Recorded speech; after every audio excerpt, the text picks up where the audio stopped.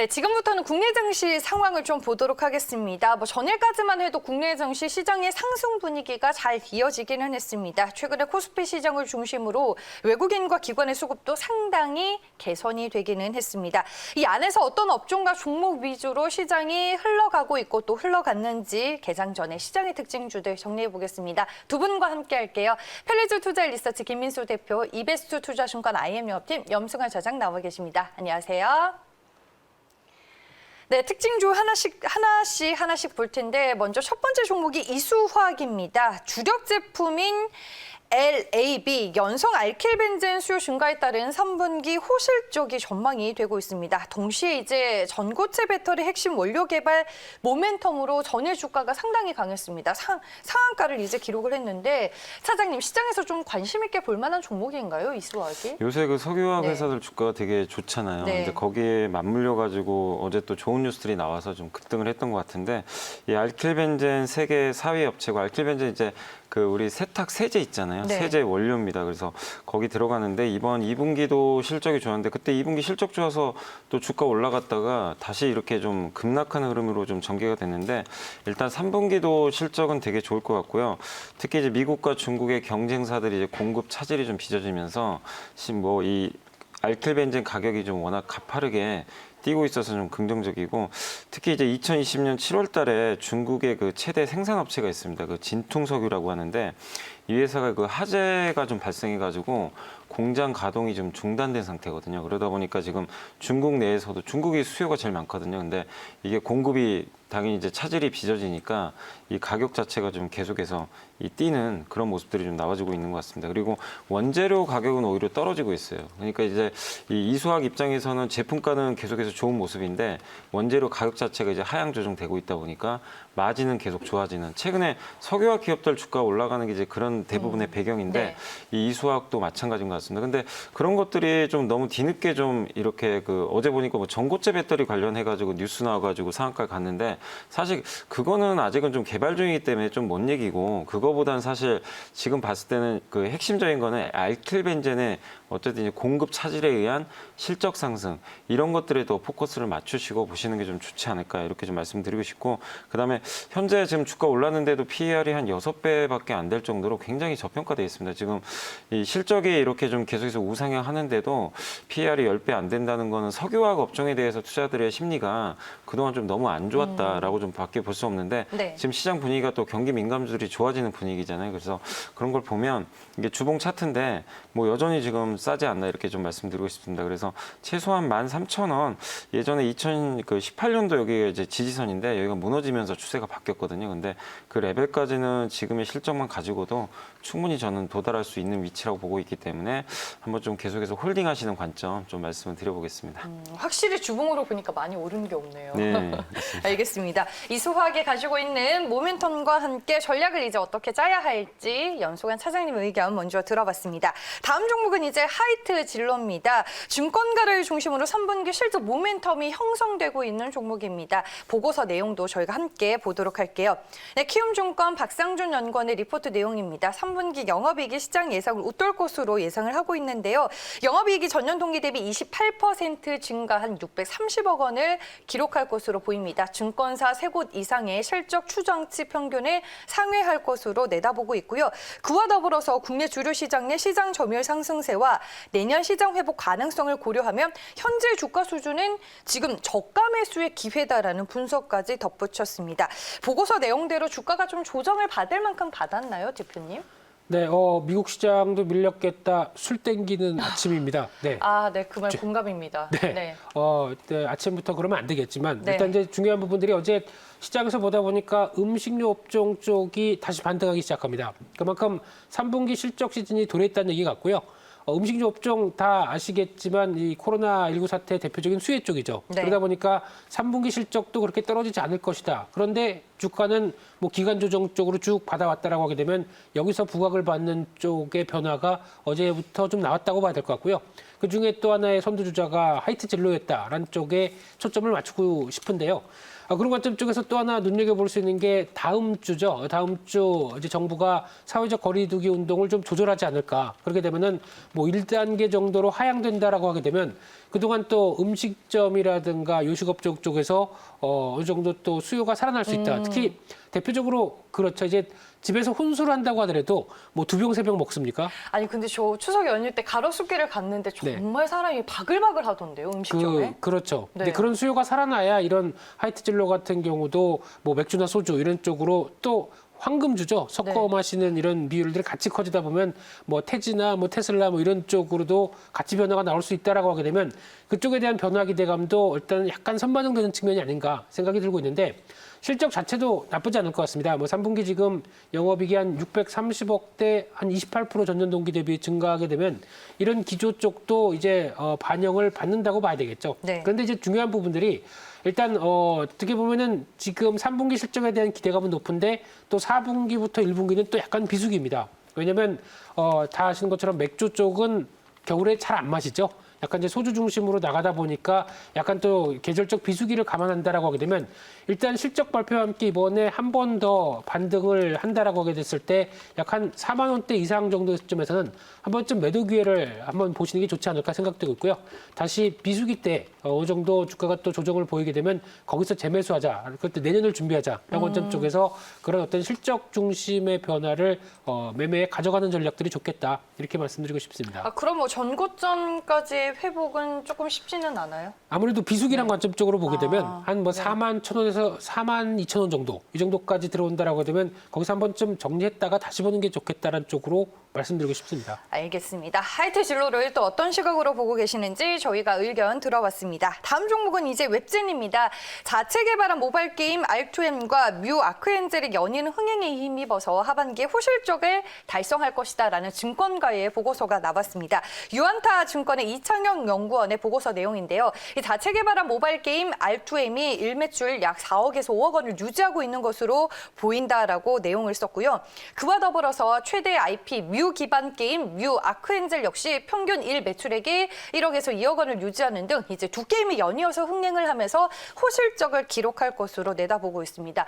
게임 중에서 웹진이라는 종목 이제 두 분과 저희가 또 많이 분석을 해봤는데 차장님 다시 또 신고가 경신이 가능한 시점일까요? 그 신고가가 나려면 지금 이제 뭐 국내에서 나왔던 뮤 아크엔젤이나 R2M이라는 이제 신작 게임이 흥행은 잘해주고 있는데 네. 그것만 가지고는 안 되고요. 그거는 이제 기본 베이스입니다. 그래서 주가가 사실 이번 뭐 급락장에서도 되게 선전했던 게 이제 그런 이유들 때문인데 실적은 일단 당연히 좋게 나오겠죠. 근데 그거는 이미 주가에 반영됐기 때문에 여기서 주가가 4만 원 이 고지를 또 넘어서서 레벨업을 하기 위해선 중국에서 이제 출시가 준비 중인 이제 뮤 IP 기반의 이제 전민기적 2라는 게임이 있거든요.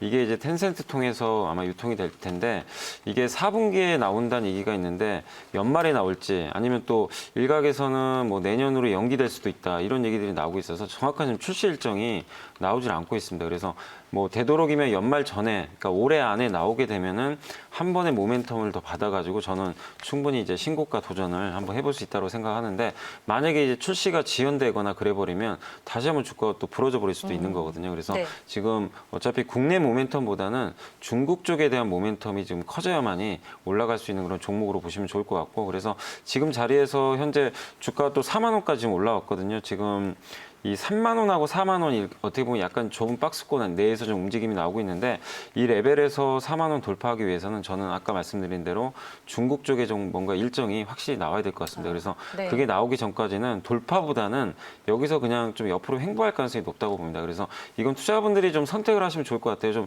단기적으로 대응하시는 분들은 4만 원에서 약간 비중을 줄이셔도 되는데 나는 출시일까지 한번 기다려보겠다. 왜냐하면 결국엔 출시가 되는 게 사실이니까 그렇게 네. 봤을 때는 뭐 나중에 출시를 앞두고서는 충분히 4만 원 넘어서 4만 4, 5천 원까지도 한번 레벨업이 될 수 있는 그런 구간도 나올 수가 있기 때문에 좀 장기적으로 보시는 분들은 홀딩을 하시되 단기 트레이딩 하시는 분들은 지금 구간에서는 조금 올라갈 때 일정 부분 비중을 좀 줄여서 다음 타이밍을 노려보는 전략이 좀 필요할 것 같습니다. 좀 선택이 필요한 시점이다라고 조언을 해주셨으니까요. 웹진을 이제 갖고 계신 분들께서는 참고를 해보시면 좋을 것 같습니다. 다음 특징주는 일양약품입니다. 백혈병 치료제 슈펙트를 이 파킨슨병 치료제로 개발하기 위해서 프랑스 보건당국으로부터 임상 이상을 승인받았다라는 뉴스가 전해졌습니다. 임상 모멘텀을 어떻게 봐야 하는 걸까요? 네, 국산 18호 신약이라고 합니다. 네. 그래서 지금 백혈병 치료제 슈펙트 쪽에 대한 모멘텀이 좀 멀리 프랑스에서 지금 이어지고 있는데요. 그러다 보니까 임상 이상까지 신청해서 들어갔다라고 하게 되면 기대감이 당연히 생기겠죠. 신약 관련된 쪽에 대한 임상 어떤 절차 흐름을 봤을 때는 기대감이 생기는데 특히 그동안 뭐 그 슈펙트는 좀 많이 알려져 있던 게 미국의 신경과학회라든가 또 국제학술지 쪽에서 계속 등재가 되면서 여러 가지 기대감을 높이는 관점 쪽에서 특히 파킨슨병 치료제 같은 경우는 지금까지 나왔던 신약이나 동약을 보게 되면 거의 없다고 보는 게 맞을 것 같고요. 어떤 증상을 늦추거나 아니면은 완화시키는 정도가 다지 치료제는 거의 없다고 보는 게 맞습니다. 그러다 보니까 치료 관련된 쪽에서 어느 정도 효과를 내고 성과를 보인다라고 되면 당연히 관심이 높아지는 건 사실인데요. 근데 항상 저희가 제약업체나 바이오업체가 신약을 개발하는 단계 쪽에서 항상 한 단계 한 단계 통과됐다라고 했었을 때 주가는 기대감 때문에 움직이지만 네. 한 단계 통과되고 다음 단계까지 가기에는 결과 나오기까지는 또 상당히 시간이 오래 걸리죠. 그러면 주가도 유지가 되면 모르겠는데 또 여러 가지 이슈 때문에 또 쭉 밀린다라고 하게 되면 그것만 보고 있기는 또 힘들죠. 그러다 보니까 항상 이런 어떤 임상 절차 단계별로 움직였을 때 이슈가 됐을 때 파는 게 맞겠다라고 하게 되면 지금 같은 경우 쪽에서는 또 약간 9만 원대 저항대 부분이 뚜렷한 상황 쪽에서 지금은 뭐 신규 매수보다는 매도 타임을 고려할 때다 이렇게 바라보고 싶습니다. 알겠습니다. 기보유자의 영역이다라고 조언을 해주셨습니다. 한 종목 더 특징주로 보겠습니다. 녹십자 MS입니다. 1,900만 달러 그러니까 220억 원 규모에 해당하는 유럽 수출 계약을 체결했다라는 뉴스가 있었습니다. 유럽 시장 공략이 이제 녹십자 MS 본격화되는 건가요? 네, 일단 이제 유럽 쪽이 사실 지금 계속 어떻게 보면 2차 확산이 좀 되고 네. 있잖아요. 코로나19. 그래서 좀 유럽 쪽의 모멘텀을 좀 오히려 이제 받고 있죠. 그래서 어제 보니까 뭐 스위스, 프랑스, 알제리, 뭐 폴란드 쪽에 뭐 공급이 들어갔다는 그 얘기가 나오는데 좀 특징적인 게 지금 독감 또 시즌까지 겹쳐가지고 독감하고 코로나19 백신 그러니까 관련해가지고 이제 진단을 함께 할 수 있는 그런 제품을 이번에 그 공급을 하는데 좀 성공을 했다라고 합니다. 그래서 지금 시장 흐름에 또 잘 맞게 어떻게 보면 좀 공급이 된 건데 다만 아쉬운 거는 이게 5년짜리 계약이어가지고 1년 매출 기준으로는 그렇게 많은 액수는 아니에요. 그러니까 지금 220억 정도 되니까 5로 나누면 그렇게 많은 수치는 아니기 때문에 조금 이제 의미가 반감될 수밖에 없는 상황이고 이 회사가 연매출이 900억 정도 나오고요. 근데 좀 아쉬웠던 게 제가 이제 재무제표를 보니까 4년 동안 그러니까 매출은 꾸준히 증가를 하는데 네. 이익을 내질 못하더라고요. 계속 적자가 났어요. 근데 올해는 아무래도 코로나19 팬데믹 때문에 일단은 2020년도 실적은 그래도 기대해볼 만한 게 그러니까 1분기, 2분기는 다 흑자가 났어요. 그래서 이 기조가 이어지면 올해는 그래도 한 5년 만에 처음으로 좀 흑자 전환하지 않을까. 그래서 실적에 대한 기대감은 좀 가져보셔도 좀 좋을 것 같습니다. 그리고 워낙 업력도 오래됐기 때문에 진단키트 쪽에서는 굉장히 강점이 있습니다.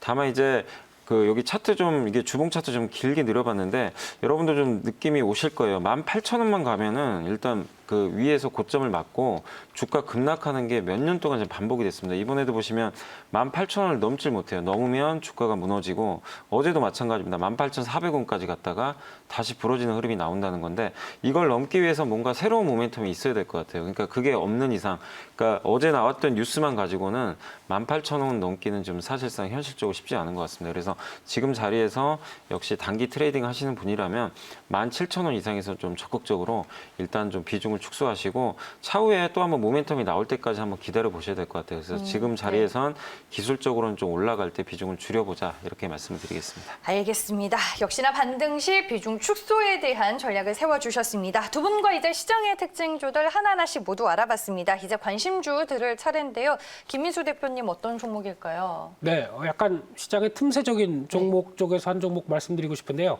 나이스 평가 정보입니다. 이 회사 같은 경우 시장 지배력은 꽤 되는데 아직 그렇게 좀 많이 연결이 안 된 종목이 아닐까 생각되고 있는데 줄여서 나평정이라고 많이 부르긴 하던데. 네, 평정하셨으면 좋겠습니다. 네, 사람 이름처럼. 네, 네. 나시네요. 네. 네. 그런데 지금 보면은 특히 이제 이렇게 어떻게 보면은 기업 신용 정보와 개인 신용 정보 쪽을 모두 다 하는 우리나라의 유일한 회사입니다. 특히 개인 신용 정보 같은 경우는 거의 시장 점유율이 70%고요. 기업 신용 정보 같은 경우는 나이스 DMB랑 합치면 50% 한 60% 가까운 쪽까지 점유하고 있는 상황들인데 그러면 쉽게 말씀드리면은 신용 정보 데이터 부자죠. 이런 쪽에서 이를 충분히 활용할 수 있을 만한 사업이 이제 펼쳐지는 게 마이데이터 사업이라고 보시면 될 것 같고요. 그러다 보니까 이제 기존에는 각기 여러 가지 정보들이 어떤 금융 데이터나 또 정부의 세금 관련 데이터까지 다 어떻게 보면 흩어져 있던 게 정부가 하나의 이제 통일을 시켜서 이쪽에 대한 변화를 어떤 데이터 댐식으로 그러니까 즉 디지털 뉴딜과 함께 이어지는 쪽으로 나가서 이를 이제 활용하는 쪽으로 사업을 변화시킨다라고 하게 되면 그쪽에서 데이터를 많이 갖고 있는 쪽은 당연히 그에 따른 수익성이 높아질 수밖에 없고 그에 따른 시장 지배력이 높다라고 되면 영향을 끼칠 수밖에 없는데 게다가 실적도 꾸준하게 매년 좋아지는 구조라고 하게 되면 나도 성장주라고 봐야 되겠죠. 그런 성장주 대비해서 실적 대비 그렇게 비싸지 않다라고 생각이 들고 있기 때문에 그에 따른 변화를 기대하게 되면 주가 탄력이 좀 더 기대되지 않을까 싶고요. 최근에 외국인들이 꾸준하게 매수하고 있습니다. 네. 이런 변화를 좀 감지를 한다고 하게 되면은 오히려 이제 지난 고점 때 뭐 23,000원대, 25,000원대까지는 꾸준하게 뭐 주가가 급등하는 종목이 아니다 보니까 네. 천천히라도 계속 우상향을 가져갈 수 있는 상황이 아닐까 싶기 때문에 일단 목표가는 25,000원대를 바라보면서 대응하셨으면 좋겠고요. 중기 이탈, 가격대가 이탈을 되는 가격 18,500원대 전후로는 이탈한다라고 하게 되면 어느 정도 위험 관리가 필요한 쪽으로 그렇게 대응하셨으면 좋겠습니다. 알겠습니다. 수급이 또 뒷받침되는 상황에서 9월의 주가 흐름이 상당히 견조했습니다. 전고점까지 25,000원까지 주가의 반등 흐름 전망해 주셨고요. 나이스 평가 정보 가격 조약 참고하시길 바랍니다. 두 분은 오늘 여기서 보내드리겠습니다. 지금까지 이베스트 투자증권 IM 영업팀 염승환 차장, 편리줄 투자 리서치 김민수 대표와 함께했습니다. 고맙습니다.